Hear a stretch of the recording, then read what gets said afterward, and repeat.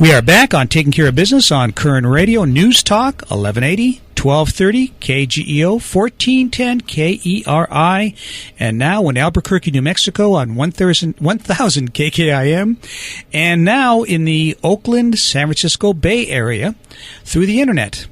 So, Clay, what do you think of John Cox? Well, I think John's interesting, but I think his whole premise is to get Republicans back in control. Well, regardless of what the premise is, and I don't disagree with you, I don't think he stands a snowball's chance, because it's the same thing we talked about with Michael Reagan. There's no way the politicians in this state, I mean, they will fight anybody that tries to donate money to change the situation they have going. There's no way they're going to. They're not going to let the Republicans get involved. Well, they're not going to want a part-time legislature. They're not going to want the Republicans to get involved, and they're certainly not going to want to cut their own throats and have the legislature be a once every 2-year situation. It's not going to happen. But who do we have now? Well, I'm a little intimidated here, Clay. I don't know about you, but I usually like to leave myself a way out here. We've got four big guys here. There's no way you and I can get out of this room, so we've got to be careful what we say here. Definitely, especially since they're all in the chaplaincy. Yes, definitely. We've got 4 representatives from Healing Ward International Chaplains Ministries with a friend of ours, Dr. Kenny Bulls. Kenny, welcome to Taking Care of Business.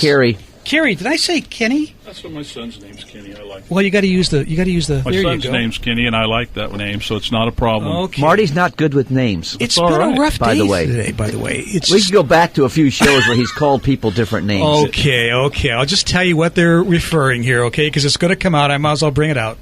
We had Ray Stevens on the show once upon a time, a couple years ago. Remember old Ray Stevens?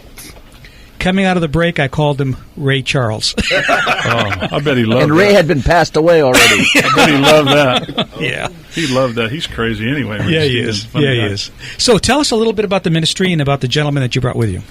Healing Word International Chaplains Ministries is designed to help people in trouble, whether they're in trouble because they're hungry, homeless, where they have post-traumatic stress disorder, they've been a victim of a crime, victim of a fire, flood, whatever. We are designed and trained to be there quickly to help them mitigate the trauma of stress that everyone experiences. And we were heavily involved in working with people that have been incarcerated and all of those kind of things. So we exist to stand with people in maybe their worst hour to help them survive the first 24 hours.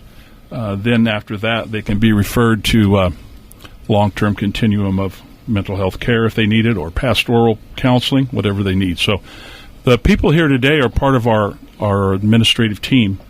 Not all of it, but part of it. George Ripsum, former deputy sheriff from L.A. County, is our operations director for the whole ministry in the United States. He's my deputy chief. Cesar Malta is a special projects manager who's helping us work on some of the stuff we're going to talk about in a little bit. And then Billy Pittman is a chaplain helping us work with people in prison and coming out of prison to establish some of these programs that we're going to need to help people keep from going back to prison. So George, let's start with you. Tell us about your involvement here in the program.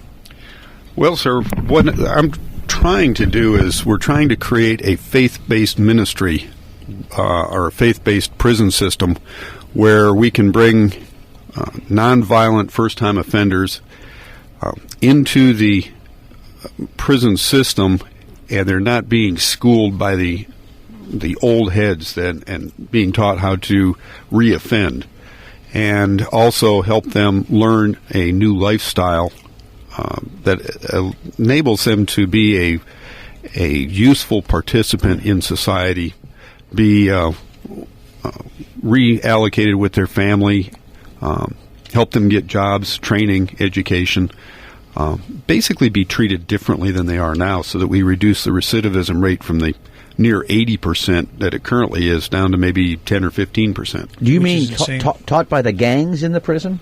Well, they're taught by the gangs and also the old-timers that have been in there forever or 15, 16 times. They go in and instantly, since they're living in a very rough environment, they have to learn how to lie, cheat, steal, con, and that's what they know when they come out, because that's what they needed to survive on the inside, and we want to take them out of that. We're having a conversation with a bunch of gentlemen from the Healing Ward International Chaplains Ministries. So, does a person in prison really have to join a gang to survive? Pretty much, yes, they do. Not only do they have to join a gang, but on top of that, they have to learn a whole new lifestyle. What do you mean? What do you mean by a new lifestyle? What would something like that be? Well, again, they have to learn how to lie effectively. Oh, lie, cheat, and steal. Lie, cheat, steal, con. It's a whole different lifestyle than what we have out here, and that's why many people repeat, even once they come out, because they can't live out here anymore. They've learned how to live on the inside, and that's what they're comfortable with now. And I'm sorry, George. Talk about your involvement here. Billy. Billy's involved. I'm sorry, I already said I'm George. an ex-con. Actually, I'm having a great time today. Because I gangbang for Jesus. But, there you go. I like that. I am bringing the gang to the street for my brothers because we have no way to know how to transform out here. When we're in there, if you're doing hard time, it's a hard life. We've made the mistake. That's beside the point. But when we come home, we need the gang atmosphere to transgress out. When you come back from the Army, if they just give you clothes and send you home, you're freaked out. When you come back from prison from doing hard time and they just send you home on a Friday so you can relapse, we lose it. It's all of us. Billy, it's interesting. I have a son that I have problems with. He was oxygen deprived at birth, and he's been in and out of prisons. 14 different prisons actually here in California. And the way it's amazing to me how they just drop these guys on the street. They give him a couple bucks. I think it's $200 he ends up with. Or $50, something like that. A new pair of shoes, and they put him in the exact same spot he was picked up in. Amen. Which is insane because you're not giving him enough money or skills to do anything with other than to go back to the same people he ended up getting in trouble with. So it's a system that's doomed to fail right out of the chute. Amen. It's crazy. The hope is minimal for the convicts getting out. Their hope is, can I get back home? How long can I stay out? Because there's unity in there. Yes. There's a must unity. Mm-hmm. You unify or you get killed. And it doesn't matter. That's the way it is. Sure. I lived it, so sure. I know. And either you change their heart and mind, or they're going to go back to the exact same thing. Amen. And we can't just focus on the ones who slip up the first time or something, because, you're readjusting into society. You're going from a lockdown kenneled to society. You can't just let them out and not expect them to run crazy. We have to have a system of guys who have done time that say, hey, let's pick up our brothers while he's down. Okay. Now, Caesar, what's your involvement here?